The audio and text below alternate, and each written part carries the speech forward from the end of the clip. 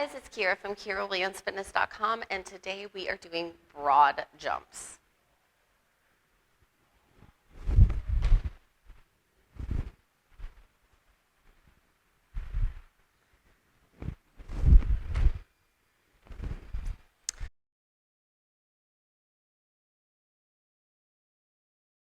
When we do these, we want to make sure that we are in a nice athletic stance.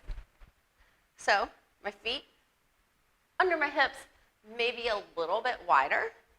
We're going to have a nice bend in our knees as well in our hips. And then we're going to use our arms to help us load up to get that spring and momentum.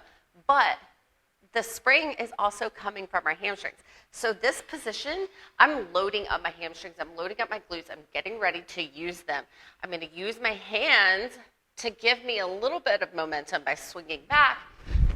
And as I jump forward, both feet are jumping at the same time, but also I'm landing heel toe. So when you do these, I would rather you jump a shorter distance, but make sure that you land heel toe rather than dig your toes into the ground, because that's going to be really hard on the knees. So again, load up, heel toe.